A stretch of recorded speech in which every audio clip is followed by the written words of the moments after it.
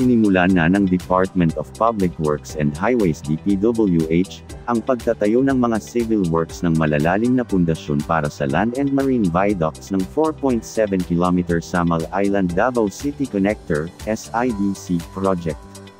Sinabi ni DPWH Senior Undersecretary Emil K. Sadain, sa kanyang ulat kay Secretary Manuel Bonoan, na ang proyekto ay nagpapatuloy sa yugto ng konstruksyon kapwa sa Davao at Samal side sa pagsisimula ng mga board na aktibidad ng pagtatambak na mahalaga para sa pagtiyak ng katatagan at integridad ng istruktura ng tulay.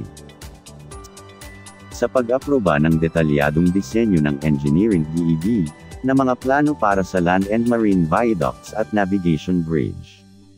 Ang DPWH Unified Project Management Office Bridges Management Cluster, UPMO-BMC, kasama ang kanyang design and build contractor na China Road and Bridge Corporation, sinimulan na rin ng CRBC, na magtrabaho sa steel bridge craneway na magbibigay ng daan para sa mga aktibidad sa konstruksyon, idinagdag ni Senior Undersecretary Sadain kasunod ng inspection sa lugar kasama si Minister Councilor Yang Goliang ng Embahada ng People's Republic of China sa Pilipinas.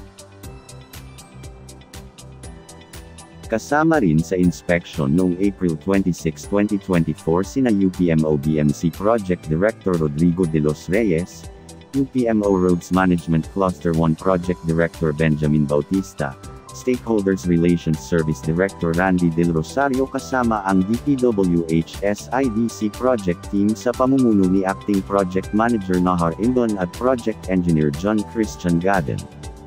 Noong April 26, 2024, ang kabuoang aktual na weighted physical accomplishment ng proyekto ay nasa 3.5%, kasama ang DED phase progress nito sa 93%. Target na makumplito sa loob ng termino ni Pangulong Ferdinand R. Marcos Jr., ang 19 billion pesos SIDC project ay naglalayong magbigay ng matatag at maaasahang koneksyon sa transportasyon sa pagitan ng Davao City sa kanluran at ng Island Garden City of Samal sa Silangan, pagpapahusay ng internal mobility at external linkage para suportahan ang potensyal na paglago ng Davao Region. Ang SIDC project ay isang 4-lane extra-dosed bridge na may 530-meter main bridge. Planned viaduct na 570 meters sa Davao City side at 395 meters sa Samal Island side at Kanluran at Silangang Marine Viaduct na 350 meter at 510 meter. Mayroon itong mga rampa na tumatapik sa R. Castillo daang Maharlika Junction, Davao City at may 24-meter wide at grade road at rotonda sa barangay Timaw sa kahabaan ng Samal Circumferential Road, Igacols.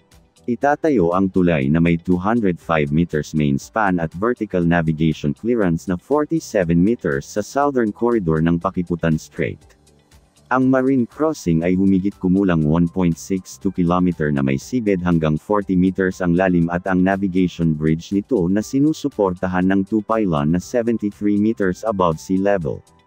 Ang tulay ay magsisilbing catalyst para sa pag-unlad at magtutulak ng paglago ng ekonomiya sa Katimugang Pilipinas sa pamamagitan ng pag-aalok ng isang estratehikong solusyon sa mga kasalukuyang hamon sa transportasyon at pagbibigay ng isang kailangan na alternatibo sa mga serbisyo ng ferry na may tuloy-tuloy na ugnayan sa pagitan ng Davao City at Samal Island.